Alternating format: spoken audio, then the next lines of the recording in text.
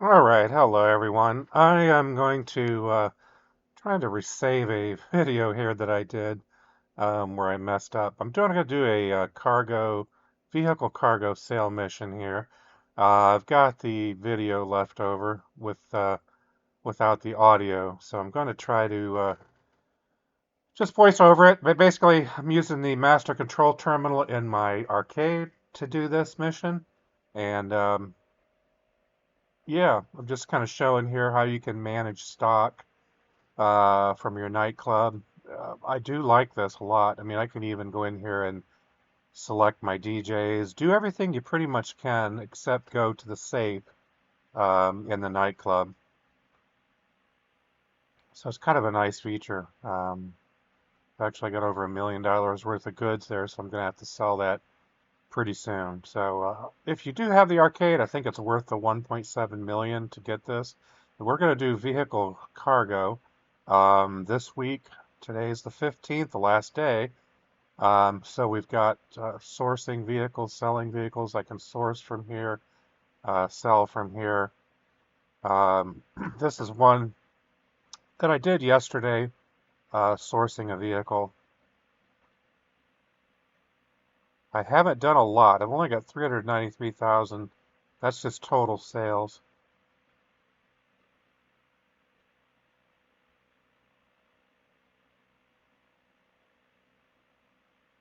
The good news is this was an ETR1, which is a top range vehicle, and which is great because this week you can sell those for 300,000. Of course, if you want to sell them for the top dollar, you do need to put 40 grand into it. As it turns out at the end of this video, I think I did over 7 grand worth of damage to this vehicle. It's just one of those things. So what the mission is, I have to pick up the vehicle with a Cargobob helicopter. I've only done that once before. This is only like the third, well, it'll be the fourth sale mission. As far as sourcing, I don't even have 10 mid-range or 10 standards. In this case, I'm going to Humane Labs. I think last time around I had to go to Fort Zancudo.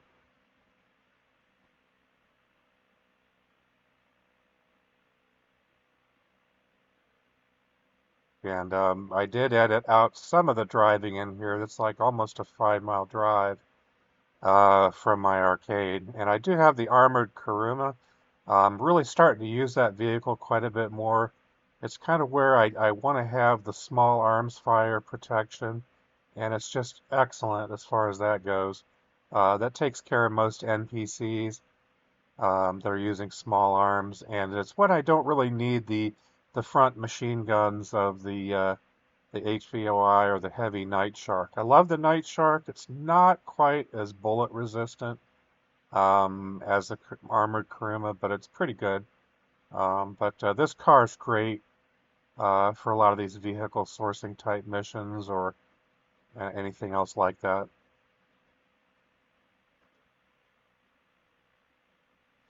So yeah, I'm hoping I can just sync this audio back up to the video. I didn't want to trash the whole video. I was working in DaVinci Resolve and I accidentally deleted the video I recorded through Bandicam while I was trying to put together the video, which I have no idea why I did that. But I managed to at least save this part of it. So I thought I'd go back and at least try to add some audio. At least put an explanation.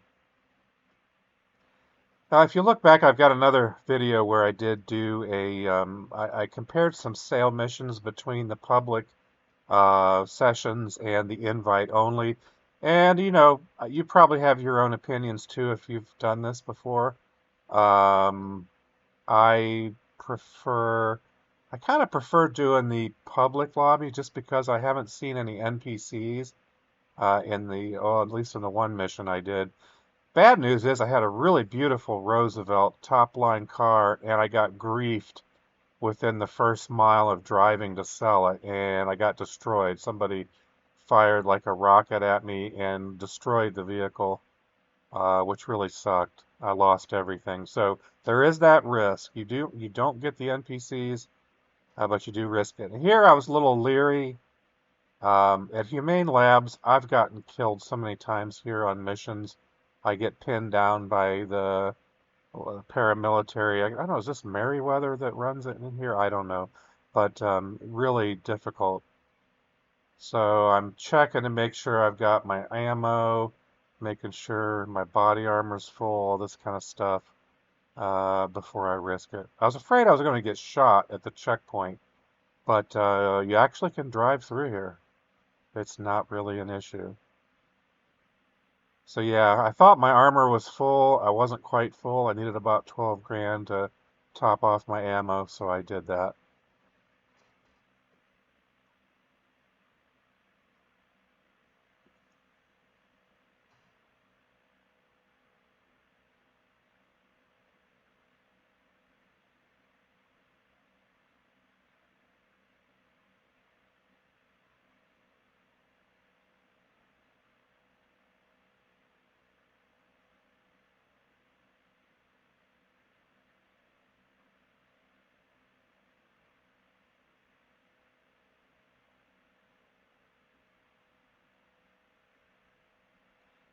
And of course, as soon as I pulled up to the Cargobob, you've got the paramilitary group here.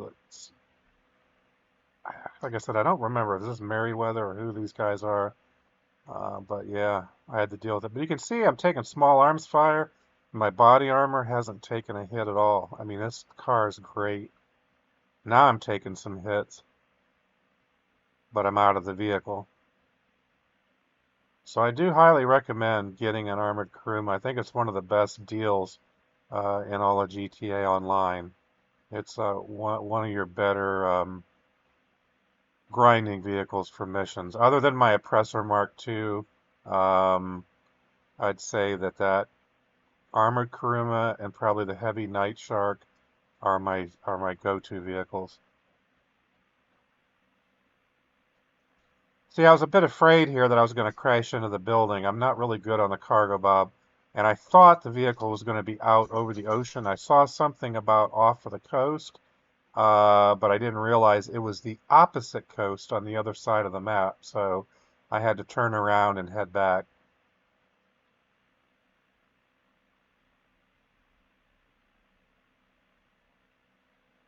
And what you're going to find out is that, at least in my case, I got attacked by two or three buzzard attack helicopters. They will come after you. But I managed to stay ahead of them, and their fire wasn't that great. I did have to outrun the cops there, which I did. You can pretty much stay ahead of those buzzards if you try to fly as fast as you can. The Cargobob is not that fast, not that maneuverable. But the guns that they were firing at me must have been the lower end type machine guns because they didn't really do much damage. Here, I'm flying over Fort Zancudo, and I will tell you that if you're going to get into the air cargo business, get one of the hangars at Fort Zancudo. You won't regret it. You get low-level clearance, as you see in the upper left. You get low-level flight clearance over Fort Zancudo. If you don't do that, they will come after you and they will attack you and shoot at you.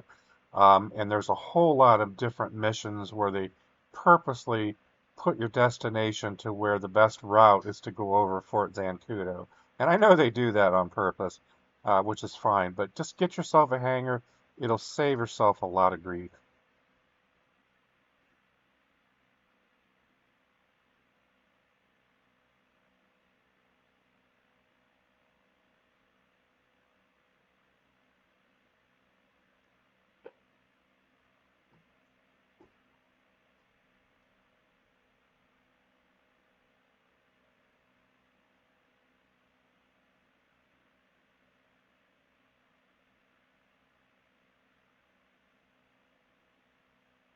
And I thought those hooks hung down further than that. It's been a while since I've flown a Cargobob. I had to get down fairly low. I guess that's normal. For some reason, that just seems like a shorter. Still took me a few tries. Like I said, I'm not that good maneuvering that thing. I did manage to grab it.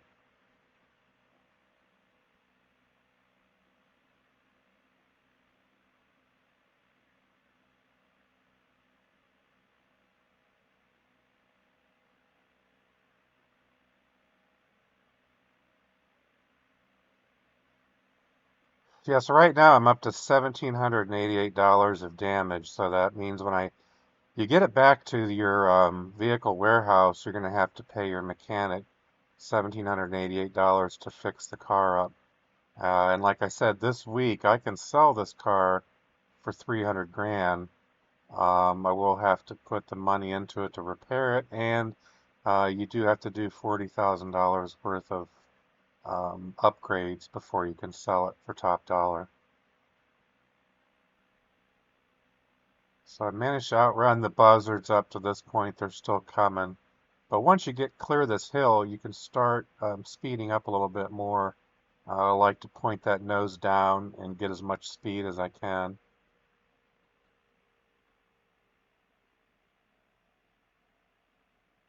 But as they keep shooting at me, the damage goes up. We're up to 23, 27, 25, 23. Every time those buzzards open up on me, they're damaging the car even more.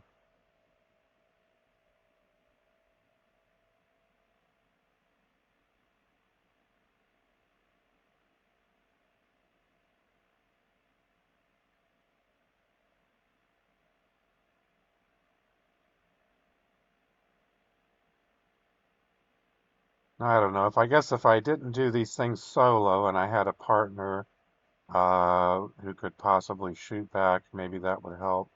But I'm pretty much of a solo grinder when I play this game.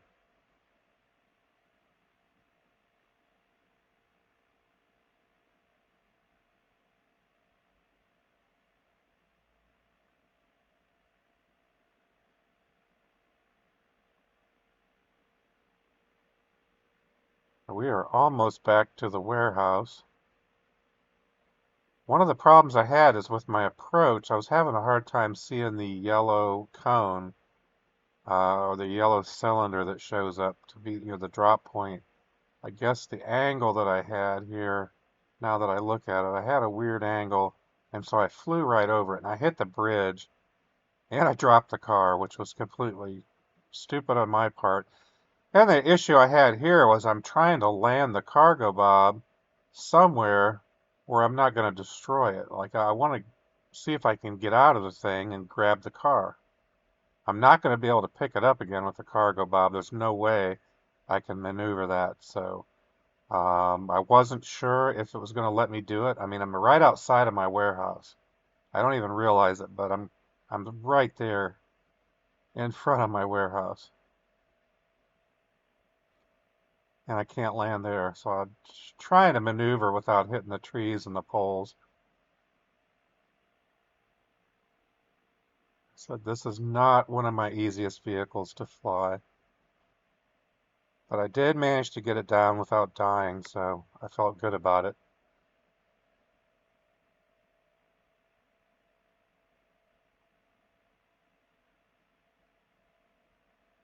All right, I'm kind of in disbelief that it let me do that. I thought that you had to actually land the car there, but luckily I didn't completely destroy it. I got $7,276, so I did damage it quite a bit by dropping it, but it's not hopeless. At least it's drivable. If it wasn't drivable, I'd really be in trouble. And there you go. It's there.